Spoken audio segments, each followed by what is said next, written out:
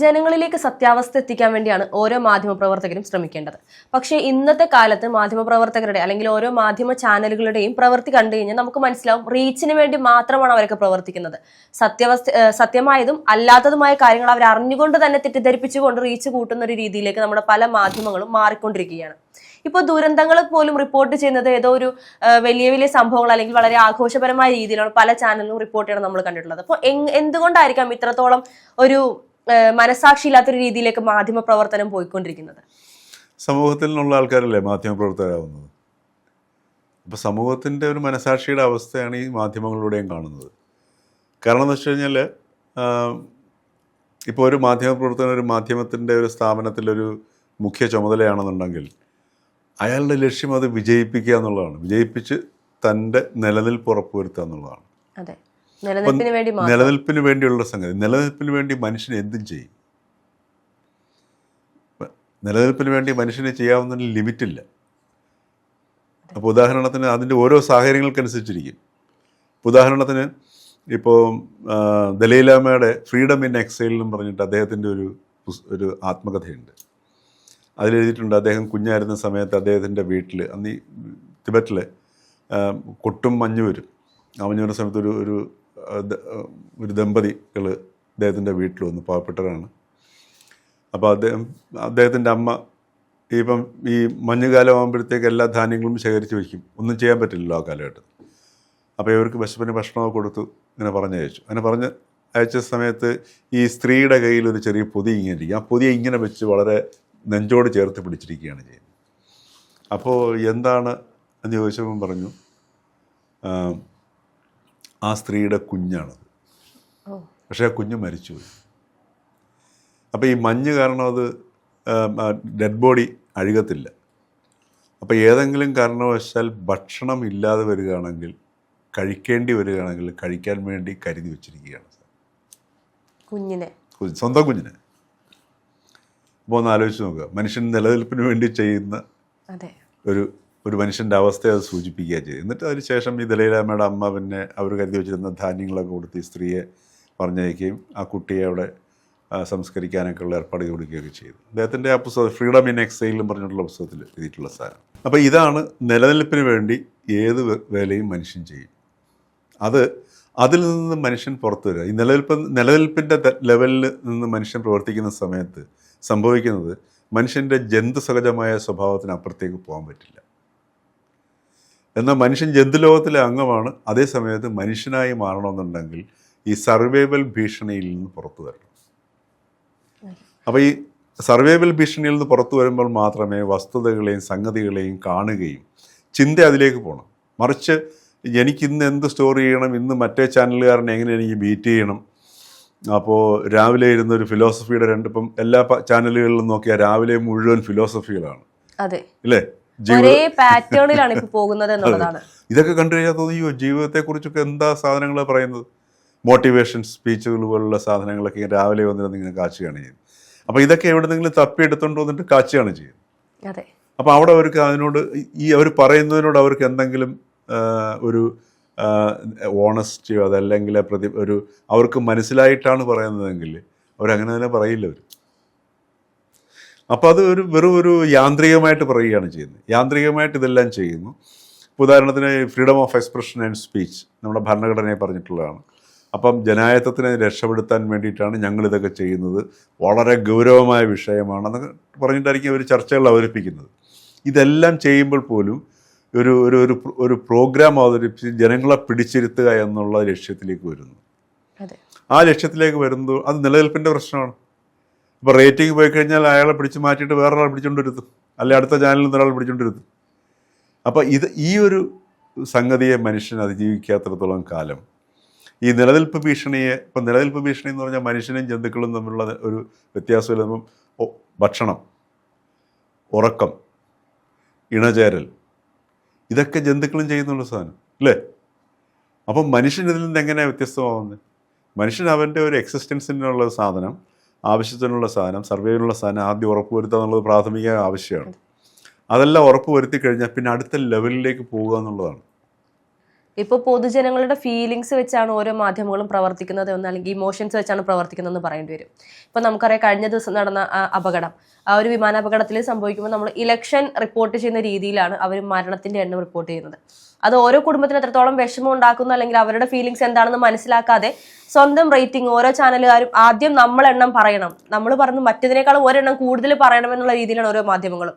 Sir നേരത്തെ പറഞ്ഞു, രാവിലെ എഴുന്നേറ്റ് വരുമ്പോൾ തന്നെ അവർ ഇന്നെന്താ ദുരന്തം ഉണ്ടാകുന്നത്, ഇന്നെന്താ റിപ്പോർട്ട് ചെയ്യാൻ സാധിക്കുന്നത് എന്നുള്ള രീതിയിലേക്കാണ് ഇപ്പോൾ മാധ്യമങ്ങൾ പോയിക്കൊണ്ടിരിക്കുന്നത്. അത് എന്താ പ്രശ്നം വെച്ചല്ലേ, നമ്മുടെ കേരളത്തിലെ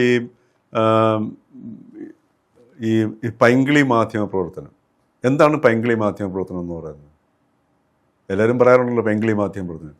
പൈങ്കിളി മാധ്യമ പ്രവർത്തനം ജന്തുസഹജമായ വികാരങ്ങളെ മാത്രം മനുഷ്യരിൽ ഉണർത്തി ജന്തുവിനേക്കാൾ മോശപ്പെട്ട അവസ്ഥയിലേക്ക് കൊണ്ടുപോകുക എന്നുള്ളതാണ്. ഇപ്പം ജന്തുക്കളെന്നൊക്കെ പറഞ്ഞു കഴിഞ്ഞാൽ ഇനിയിപ്പം നമ്മളുടെ ഇപ്പം പിന്നെ കർക്കിടക മാസം, പിന്നെ മിഥുനം, ഇല്ല ഇതിപ്പോൾ ഏത് മാസമാണ്, മദിനമാണോ കർക്കിടകമാണോ, പോട്ടെ, എന്തായാലും നമ്മളുടെ അവസാനം ഓണമാകാറായി അല്ലേ. അപ്പോൾ ഈ മിഥുനം കർക്കിടക മാസം കഴിഞ്ഞാൽ ഓണം ചിങ്ങമാസത്തിലേക്ക് വരുന്നു, ചിങ്ങം കഴിഞ്ഞാൽ കന്നിമാസത്തിലേക്ക് വരുന്നു. ഈ കന്നിമാസത്തിൽ നോക്കിയാൽ ഈ നായ്ക്കൾ ഇണചേരുന്നത് കാണാൻ കഴിയും. ആ ഒരു പ്രത്യേക പീരീഡ് കഴിഞ്ഞാൽ പിന്നെ അവർ വളരെ അവർ വളരെ സിവിലൈസ്ഡാണ്. അവർക്ക് പിന്നെ ഈ പറഞ്ഞതുപോലെ വളരെ ഒരു പിന്നെ ഈ ആൺനായയും പെൺനായയൊക്കെ വളരെ സാധാരണ നായായിട്ട് നിൽക്കുകയാണ് ചെയ്യുന്നത്. പക്ഷെ നമ്മൾ മനുഷ്യരതല്ല. മനുഷ്യരിപ്പോൾ ഒരു സംഗതിയെ കണ്ടു കഴിഞ്ഞാൽ അങ്ങ് പൊലിപ്പിച്ച് അങ്ങ് എഴുതും. ഒരു സിനിമാ നടനെ കണ്ടു കഴിഞ്ഞാൽ ആ രാവിലെ സിനിമാ നടൻ, ഇപ്പോൾ ഉദാഹരണത്തിന് ഒരു പ്രധാനപ്പെട്ട സിനിമാ നടൻ ഇൻ്റർവ്യൂ ചെയ്യുകയാണെങ്കിൽ നമുക്കും തോന്നും വളരെ ശരിയാണെന്ന് തോന്നും. അപ്പോൾ ആ നടനോട് ചോദിക്കും, രാവിലെ എങ്ങനെയാണ്, എന്താണ് കഴിക്കുന്നത്? അപ്പോൾ അത് ഇഡ്ഡലിയാണ് കഴിക്കുന്നത്. ഇഡ്ഡലിക്ക് എന്തൊക്കെയാണ് കറി എന്താണ്? എനിക്ക് ചമ്മന്തി, വെള്ളച്ചമ്മന്തിയും ചുവന്ന ചമ്മന്തിയും, പിന്നെ സാമ്പാറും കൂടെ ഉണ്ടെങ്കിൽ ഗംഭീരം. അപ്പോൾ ഉടനെ അടുത്ത ചോദ്യം, ഈ ആദ്യം സാമ്പാറാണോ ഒഴിക്കുന്നത്, പിന്നെ ചമ്മന്തിയാണോ വെള്ളച്ചമ്മന്തിയാണ്, ഏത് ചമ്മന്തിയാണ് ഒഴിക്കുന്നത്? അപ്പം ഞാൻ ആദ്യം സാമ്പാർ ഒഴിക്കും, പിന്നെ ഞാൻ വെള്ളച്ചമ്മന്തി ഒഴിക്കും, അതിട്ട് കുഴച്ചിട്ട് പിന്നെ ഞാൻ ചുമന്ന ചമ്മന്തി കൂടെ ലേശം ഒഴിച്ചിട്ട് കഴിക്കും. ഇത് നമ്മളും ആസ്വദിപ്പിച്ച് ഇങ്ങനെ ആസ്വദിക്കുന്ന ഒരവസ്ഥയിലേക്ക് വരുന്നു. ഇതെന്തുകൊണ്ടാണ് ചെയ്യുന്നത്?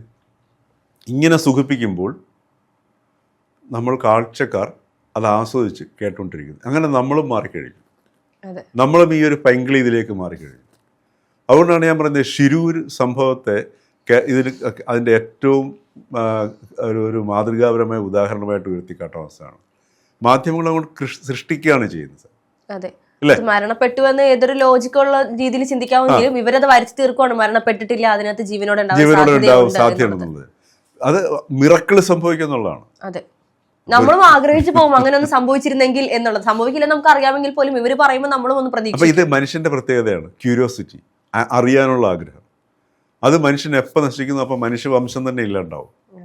അപ്പോൾ ഈ ക്യൂരിയോസിറ്റി എന്ന് പറഞ്ഞാൽ അറിവില്ലായ്മ കൊണ്ടാണ് ഇത് ഉണ്ടാകുന്ന സാധനം.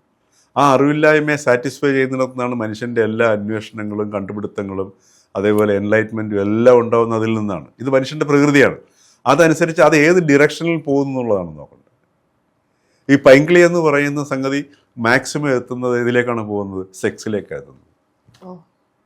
ഉദാഹരണത്തിന് നമ്മുടെ വനിതാ മാഗസിനിൽ എടുത്തു നോക്കുക, എല്ലാവരുടെയും എഴുതിയിട്ടുണ്ട് വഴികാട്ടി നിങ്ങളുടെ ജീവിതം രക്ഷപ്പെടുത്തുന്നൊക്കെ എഴുതി വയ്ക്കും, എല്ലാത്തിൻ്റെ എഴുതി വയ്ക്കും. എന്നിട്ട് അതിൻ്റെ മൊത്തത്തിലെടുത്ത് നോക്കുക, തുടക്കം മുതൽ ഈ ലക്കം, ഏറ്റവും ഒടുക്കലത്തെ ലക്കം വരെ അതിനകത്തുള്ളൊരു കേന്ദ്ര ബിന്ദു എന്ന് പറയുന്നത് സെക്സ് ഒളിഞ്ഞും തെളിഞ്ഞുള്ളതായിരിക്കും. അതിനകത്തിട്ടൊരു പൈങ്കിളിയൊക്കെ ഉണ്ടാക്കിയിട്ട് ഇക്കിളിപ്പെടുത്തി ചിലതങ്ങോട്ട് തുറന്നു പറഞ്ഞ് ആ തുറന്നു പറയുന്നതിൻ്റെ ഭാഗത്തൊരു ശാസ്ത്രീയ മുഖം കൊണ്ടുവരും. ചിലപ്പോൾ ഒരു ഡോക്ടറെ കൊണ്ടായിരിക്കും പറയുന്നത്, ചിലപ്പോൾ ഒരു സെക്സോളജിസ്റ്റിനെ കൊണ്ടായിരിക്കും പറയുന്നത്. അപ്പോൾ എന്താ, ഈ ഭയങ്കര ശാസ്ത്രീയ മുഖമായി. പക്ഷെ അവിടെ സംഗതി കൊടുക്കുന്നത് എന്താണ്? മറ്റേ കണ്ടന്റ് തന്നെ, സെക്സ് തന്നെയാണ് കൊടുക്കുന്നത്. അപ്പോൾ ഇത് ഈ രീതിയിൽ നമ്മളെ ഇങ്ങനെ ഇതിനെ മാനിപ്പുലേറ്റ് ചെയ്ത് ഈ രീതിയിൽ സൊസൈറ്റി ആയി കഴിഞ്ഞു. ഈ സൊസൈറ്റിയിൽ നിന്നാണ് ഇപ്പോഴത്തെ നമ്മുടെ മാധ്യമ പ്രവർത്തകർ എത്തിയിരിക്കുന്ന സാധനം. അപ്പോൾ പണ്ടൊക്കെ ഇപ്പോൾ കേരളത്തിൽ എഡിറ്റേഴ്സ് എന്നൊരു വിഭാഗം ഉണ്ടായിരുന്നു. ഇപ്പോൾ പത്രങ്ങളിലേക്ക് എഡിറ്റോറിയലിന് പത്രസ്ഥാപനങ്ങളിൽ ഓരോ പ്രൊഫഷനുമായിട്ട് ബന്ധപ്പെട്ട് പ്രയോഗിക്കുന്ന വാക്കുകൾ ജാർഗൺസ് ആണ് പറയുക. അപ്പോൾ ഈ പത്രസ്ഥാപനങ്ങളിലൊക്കെ എഡിറ്റോറിയലിന് പറയുന്നത് ലീഡർ എന്നാണ് പറയുക. അന്നൊക്കെ ഈ എഡിറ്റോറിയൽ എഴുതുന്ന ആൾ വളരെ സീനിയറായിട്ട് വളരെ പരിണിതപ്രജ്ഞനും ഭയങ്കര അറിവുള്ള വ്യക്തിയൊക്കെ ആയിരിക്കും എഡിറ്റോറിയൽ എഴുതുന്നത്. അതായത് സമൂഹത്തെ ഒരു ശാസ്ത്രജ്ഞനെ പോലെ നിരീക്ഷിക്കുകയും ആ നിരീക്ഷണങ്ങളിലെ സൂക്ഷ്മമായ വശങ്ങൾ കണ്ടെത്തുകയും അത് എഴുതി അതാണ് മുഖപ്രസംഗമായിട്ട് വരുന്നത് പത്രത്തിൻ്റെ. അപ്പോൾ അവരെ ലീഡർ റൈറ്റേഴ്സ് എന്നാണ് പറയുക. എന്തുകൊണ്ടാണ് ലീഡർ റൈറ്റർ എന്ന് പറയുന്നത്? കാര്യം ഒരു എഡിറ്റോറിയൽ വായിച്ചു കഴിഞ്ഞാൽ ആ എഡിറ്റോറിയലിലൂടെ ഈ ഒരു വിഷയത്തെക്കുറിച്ചുള്ള തെളിച്ചം കിട്ടുകയും ദിശാബോധം കിട്ടുകയും ചെയ്യും, അങ്ങ് നയിക്കുകയാണ് ചെയ്യുന്നത്. അപ്പോൾ അതുകൊണ്ടാണ് ആ ലീഡർ എന്നുള്ള ആ ഒരു പേര് തന്നെ ഈ മുഖപ്രസംഗത്തിന് വന്നത്. മനസ്സിലായില്ലേ? അതുകൊണ്ടാണ് ലീഡർ റൈറ്റേഴ്സ് എന്നുള്ള പേരും എഡിറ്റോറിയൽ റൈറ്റേഴ്സിന് വന്നത്. അപ്പോൾ ആ ഒരു വംശം നശിച്ചു പോയിട്ട് ഇന്നിപ്പോൾ എഡിറ്റോറിയൽ പോലും എഴുതുന്നത് ഈ സുഖിപ്പിക്കലിന് വേണ്ടിയിട്ടാണ്. അതെ. അപ്പോൾ ആ ഒരു അവസ്ഥയിലേക്ക്, അതായത് ഈ നിലനിൽപ്പ് പിടിച്ചു നിൽക്കുക എന്നുള്ളതാണ്. അതായത് ഇപ്പോൾ ഒരു റേറ്റിങ്ങിലേക്ക് ഒരു ചാനൽ താഴേക്ക് പോയി കഴിഞ്ഞാൽ, ഒന്നാമത് നിൽക്കുന്ന ഒരു ചാനൽ രണ്ടാമതായി കഴിഞ്ഞാൽ ഉണ്ടാകാവുന്ന ഒരു ഭൂകമ്പം ആലോചിച്ച് നോക്കുക, അല്ലേ? അപ്പോൾ വീണ്ടും അവിടെ പിടിച്ചു നിൽക്കുന്നതിന് ആൾക്കാരെ സുഖിപ്പിക്കുക, ആൾക്കാരെ കൂട്ടുക, ഈ ഒരു പ്രക്രിയയിലേക്ക് ഇത് ഭയങ്കരമായ സാമൂഹികമായ ഒരു പ്രശ്നം ഉണ്ടാക്കുന്നുണ്ട്. ഈ വ്യക്തികളുടെ സ്വഭാവത്തെ ഇത് സ്വാധീനിക്കുന്നുണ്ട്. ഇന്ന് നമ്മളുടെ കുടുംബ ബന്ധങ്ങൾ ഇത്രയധികം ഈ വൈകാരികത കൊണ്ട് എന്തിനാ പറയുക, എല്ലാ ബന്ധങ്ങളെയും ഇപ്പം മനുഷ്യൻ്റെ വൈകാരികതയെ പോലും, ഉദാഹരണത്തിന് അടുപ്പിച്ച് ഒരാഴ്ച നമ്മുടെ വൈകുന്നേരത്തെ ചർച്ച കേട്ട് നോക്കൂ.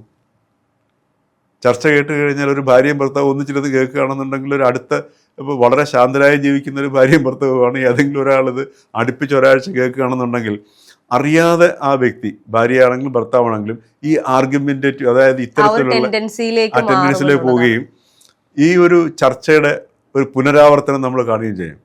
പല വീടുകളിലും നമുക്ക് നോക്കി അറിയാം, ഭർത്താവ് എന്ത് പറഞ്ഞു, ഇപ്പം ഇരുട്ടാന്ന് പറഞ്ഞാൽ അതല്ല ഇപ്പം വെളുപ്പാ എന്ന് പറയുന്ന ഒരവസ്ഥ, എതിർപ്പ് പറഞ്ഞ് ആർഗ്യുമെന്റ് ചെയ്ത് കുറ്റപ്പെടുത്തലുകൾ, അല്ലേ?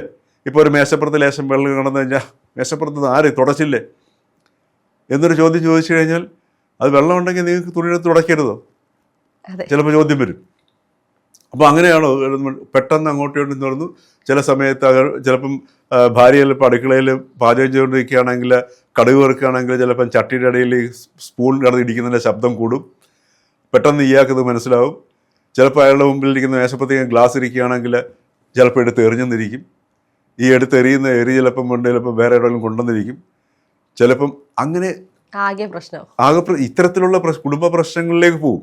അപ്പോൾ ഇതൊക്കെ ഇതിൻ്റെ സ്വാധീനമാണ്. നമ്മൾ പെട്ടെന്ന് നോക്കിയാൽ എല്ലാം നമ്മളെ സ്വാധീനിക്കും. നമ്മൾ ഉണർന്നുറങ്ങുന്നിടം വരെ കാണുന്ന സകല സംഗതികളെയും നമ്മൾ നോട്ട് ചെയ്യുന്നുണ്ട്. ഉദാഹരണത്തിന് നമ്മളൊക്കെ ഈ സംസാരിക്കുന്ന ഈ ഫോണിൽ നോയിസ് ക്യാൻസലേഷൻ ഇല്ലാത്ത ഫോണാണ്, അല്ല ഈ മൈക്കാണെന്നുണ്ടെങ്കിൽ, മൈക്ക്, ഈ നോയിസ് ക്യാൻസലേഷൻ ഇല്ലാത്ത മൈക്കാണെന്നുണ്ടെങ്കിൽ ഈ ഉള്ള ശബ്ദങ്ങളിൽ അതിനകത്തൊന്നും കയറത്തില്ലേ എന്ന് പറഞ്ഞതുപോലെ നമ്മളെല്ലാം ശ്രദ്ധിക്കുന്നുണ്ട്. പക്ഷെ നമ്മൾ താല്പര്യമനുസരിച്ചുള്ള വിഷയങ്ങൾ മാത്രമേ നമ്മൾ ശ്രദ്ധിക്കുന്നുള്ളൂ. അതുകൊണ്ട് നമ്മൾ അറിയുന്നില്ല നമ്മളിത് ശ്രദ്ധിക്കുന്ന കാര്യം. പക്ഷെ ഇതെല്ലാം കാര്യങ്ങളും നമ്മൾ മനസ്സിലേക്ക് ഇത് വരികയാണ് ചെയ്യുന്നത്. അപ്പോൾ ഇതെല്ലാം നമ്മളെ സ്വാധീനിക്കുന്നുണ്ട്, അറിയാതെ സ്വാധീനിക്കുക. അബോധ മനസ്സിനെയാണ് സ്വാധീനിക്കുന്നത്. ഈ അബോധ മനസ്സിൽ നിന്നാണ് ബോധമനസ്സ് പ്രവർത്തിക്കുന്നത്. അപ്പോൾ ഇതെല്ലാം സ്വാധീനമായിട്ട് വരും. അപ്പോൾ ഈ ഒരു സൊസൈറ്റിയിൽ നിന്നാണ് നമ്മുടെ മാധ്യമപ്രവർത്തകരും വരുന്നതും. അതേപോലെ ഈ മാധ്യമങ്ങൾ നടത്തുന്ന കക്ഷികളൊക്കെ അവരുടെ പശ്ചാത്തലത്തിലേക്ക് നോക്കിക്കഴിഞ്ഞാൽ അത് തന്നെ വ്യക്തമാണ്. ഇപ്പം പല മാധ്യമങ്ങൾ നടത്തുന്ന, ഞാനിപ്പോൾ ഓരോരുത്തരെയും പേരെടുത്തോ അല്ലെങ്കിൽ ചാനലിൻ്റെ പേരെടുത്ത് ഞാൻ പറയാൻ ആഗ്രഹിക്കുന്നില്ല, പക്ഷേ അതിൻ്റെ പശ്ചാത്തലത്തിലേക്ക് നോക്കുമ്പോൾ നമുക്ക് ചില സംഗതികളൊക്കെ കണ്ടു കഴിഞ്ഞാൽ നമ്മുടെ ഈ ചർച്ചയുടെ തന്നെ ഉത്തരവ് അതിനകത്ത് നിന്ന് കിട്ടിയെന്നിരിക്കും. അത് സ്വാഭാവികമാണ്, നമ്മുടെ സമൂഹത്തിൻ്റെ ഒരു സ്വഭാവം തന്നെയാണ് ഇതിനകത്ത്. പക്ഷേ ഒരു വലിയ റോൾ ഇതിന് വഹിക്കാൻ കഴിയും എന്നുള്ളതിന് യാതൊരു സംശയമില്ല. അതിനകത്ത് യാതൊരു വിധമായ സംശയമില്ല. ഇപ്പോൾ പോലും കേരളത്തിൽ ഒരു എഡിറ്ററുടെ ഒരു സാന്നിധ്യം ഉണ്ടാവുകയാണെങ്കിൽ ഉണ്ടാകാവുന്ന ഒരു മാറ്റം എന്ന് പറയുന്നത്, നേരത്തെ ഞാൻ പറഞ്ഞത് ഒരു ലീഡർ റൈറ്റർ പൊസിഷനിലുള്ള അല്ലെങ്കിൽ ആ ഒരു തരത്തിലുള്ള ഒരു എഡിറ്ററുടെ സാന്നിധ്യം ഉണ്ടാവുകയാണെങ്കിൽ വളരെയധികം ചേഞ്ചസ്. കാര്യം മറ്റുള്ളവർക്ക് ഇത് നിഷേധിക്കാൻ പറ്റാത്ത അവസരം, കാലം മാറി. ഇന്നത്തെ ഈ ഒരു പുതിയ യുഗം എന്ന് പറഞ്ഞാൽ പഴയ വാർത്തയല്ല പുതിയ വാർത്ത എന്ന് പറയുന്നത്. ഇപ്പം പഴയ വാർത്തയുടെ ചാലിലൂടെയാണ് ഇപ്പോഴും നമ്മുടെ എല്ലാ മാധ്യമങ്ങളും കടന്ന് പോയിക്കൊണ്ടിരിക്കുന്നത്. അതുകൊണ്ടാണ് ഈ വെപ്രാളം മുഴുവൻ കാണിക്കുന്നത്. അതല്ല, ഇന്നത്തെ കാലത്തിൻ്റെ വാർത്തയിലേക്ക് നമ്മൾ നോക്കുകയാണെന്നുണ്ടെങ്കിൽ വാർത്തകളുടെ ആഘോഷമാണ്. അതും അതിഗംഭീരങ്ങളായ വാർത്തകൾ കണ്ടെത്താൻ പറ്റും. കാരണം അതിന് സൂക്ഷ്മമായ ദൃഷ്ടി തന്നെ വേണം. കാര്യം ഇന്ന് ടെക്നോളജി സൂക്ഷ്മമാണ്, പക്ഷേ അത് കൈകാര്യം ചെയ്യുന്നവർ അതിൻ്റെ എതിർ ദിശയിലേക്ക് നിന്നാണ് ചെയ്യുന്നത്. അതാണ് ഇന്നത്തെ ഏറ്റവും വലിയ കുഴപ്പം.